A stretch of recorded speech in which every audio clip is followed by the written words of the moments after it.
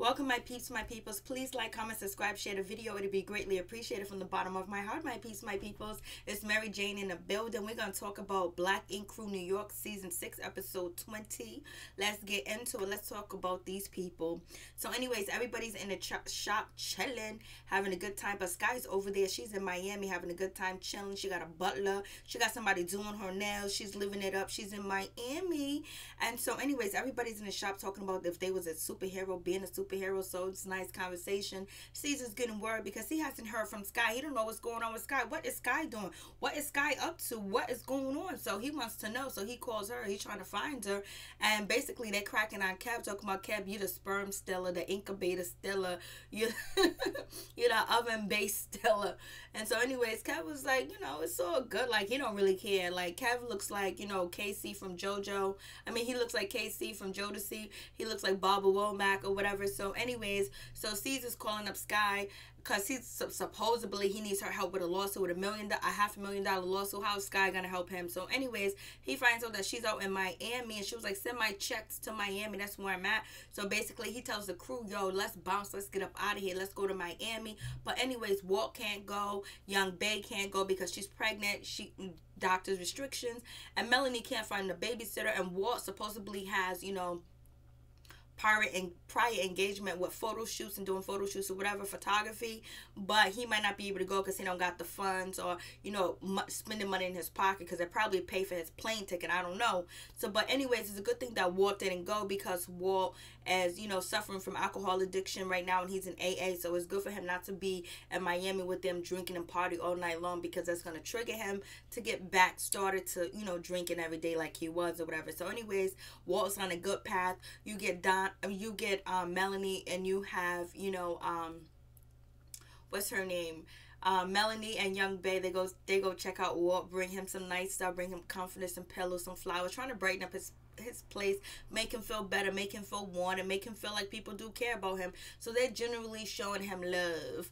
And so anyways, it was funny when Kevin was like, oh yeah, Skye's out in Miami, she's a typical goofy ass B word, because she's all upset she's gonna go out and rent a house in Miami. She's typical. Like, Kev and Alex ain't here for Skye. You could tell by the way they interact with her, the way they look at her, but they know that she's the boss, so they just be like whatever. Because when Skye was like, oh, you fired Kev was like, you can't fire me. I was like, oh shit. So anyways, it is what it is. And so I'm just like, damn, Walt couldn't go, but I'm glad he didn't go. So it is what it is. And so, Walt's feeling a certain type of way. He's just trying to get his life together, trying to get back on, track, and get his kids back together, and focusing on being creative in art. So that's good for Walt. He has an outlet. And so, Teddy and Kev, they ain't worried.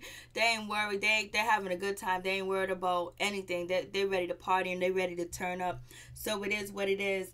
And so, did you see Jada sitting up in that shop with, that rainbow bright? She looked like she was a model from like the 1980s, walking down the runway with that plastic skirt on, plastic boots, plastic jacket, and her little plastic pink pocketbook. It was cute, but it was like weird. Like, she stood out like crazy. But I guess that's what she wanted to do. She wanted to stand out, right? So it is what it is. So I thought that shit was funny. So anyways, everybody's bouncing to go to Miami, whatever. Miss Kit, she brings like too much luggage or whatever. Sees, Ted, Kev, Donna, they ain't trying to help, Miss Kit with her luggage or whatever. And they're leaving her at the airport because she's taking forever or whatever, because she's a prima donna. She's, she's a diva. But Tatiana stays there to help her or whatever. It is what it is. And so C's, they leave them at the airport, and then they have to get their own ride. And then C's gives Miss Kitty and Tatiana the wrong address. I don't know why he's playing games with them, but it's probably just part of the storyline.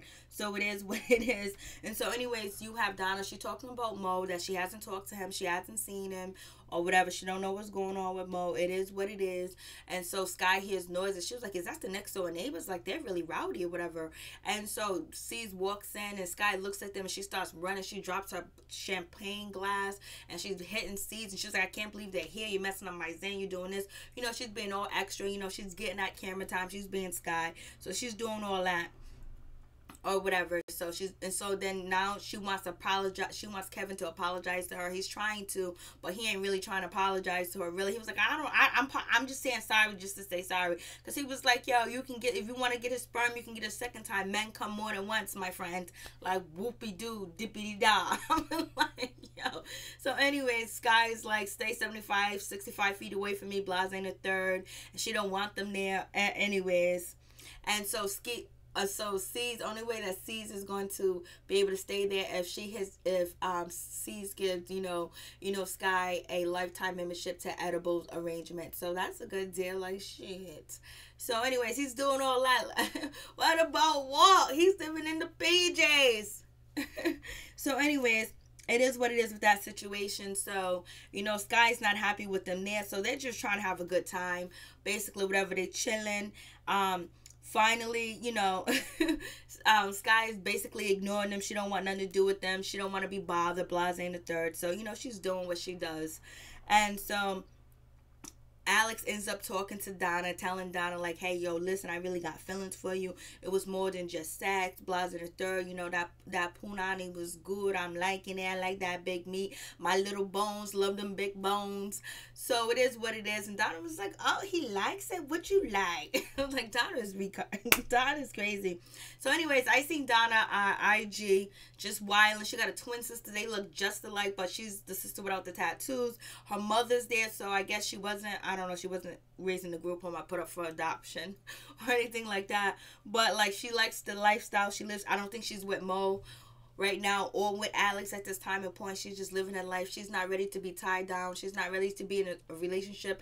Even though she says she wants to be in a relationship, she just doesn't know how to commit and be faithful. You know what I mean? Like, maybe she has a sex addiction. She has something going on. But right now, she just ain't ready. She's just not ready to settle down. She wants to. She wants to have a full-time man, and she wants to have a part-time man or a part-time woman. That's how, Donna gets down. So anyway, C's invite this band to come over. They're looking at C's and Skye. They feel all weird. They was like, look at these weirdos here. They was like, yo, they were done quick and early. Everybody kept interrupting them on the mic. They couldn't really sing their songs. They asked the band to sing one more song. The band was like, we done. We finished. They was looking at Skye. They was looking at C's. They was looking at everybody like, what the fuck is this? So anyways, it is what it is. Miss Kit, she arrives. She throws salad. And then, Tatiana throws, C's luggage and the pool or whatever. And C's body slam. Not really body slam her, but pick her up and dump her in the pool. And Donna was like, kitty cats they don't like getting wet or whatever. So anyways, they laugh, they joke about it, it's all good. So anyways, the party's over, they're drinking, they're falling asleep, they're going anywhere they can or whatever, Blase and the third. And so you got Skye, she goes to Little Haiti. She says it's the first time knowing about Little Haiti or whatever. Now she's in her Zen place. She talks to her son, her youngest son, Den, whatever his name is, the one that she gets along with. She also went to his prom. She also, paid for his prom and sent him off to his prom or whatever. Blase, I think she got him a Rolls Royce or a Bentley for his prom she rented. So it's all good with her and Des, but it's not good with her and Genesis. And it's supposed to be the adoptive parents of Genesis and Des are supposed to be facing charges of fraud and laundering money and theft. That's what the story is. So anyways, it is what it is with that situation. So anyways, now they're getting ready to go out to the club for the next day. Everybody's all good. Tatiana, she played a trick on C's. She wrapped his toilet with Sereno wrap. So basically when he pees, it flashes everywhere because they can't see the Sereno wrap around the toilet bowl.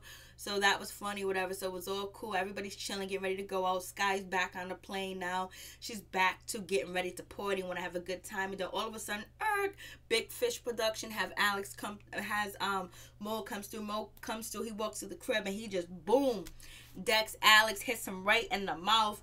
Alex tries to swing on him and then grabs him by the waist. And then security is just trying to tear them apart or whatever.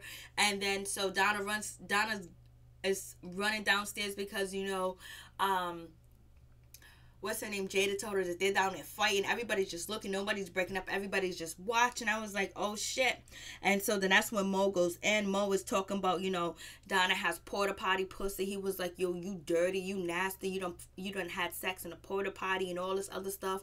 And then on top of that, you gonna come and lay in the bed to me, next to me. You lay next to in the bed with me with porta potty vagina. You did that. He was like, yo, you dirty, you nasty. He was like, yo, you had sex with like 6 women, 6 men up in this shop, and I never threw that up in your face. I never came at you about that. And then he asked everybody, hey, y'all, any of y'all wife her up? I know Shorty's bad. I know Shorty look good. I know Shorty fine. But any of y'all take her to your mom, yo? I took her to my mom, yo. That tells you what kind of dude I am. That tells you what kind of value I am. And he was like, yo, what am I supposed to tell my mother and my son? You know, they seen this videotape. They see this about you. They got questions. They want answers. They want to know what's going on. So Mo is going in. He's all in his feelings. He's upset. He's mad. Alex is in the corner with ice on his mouth.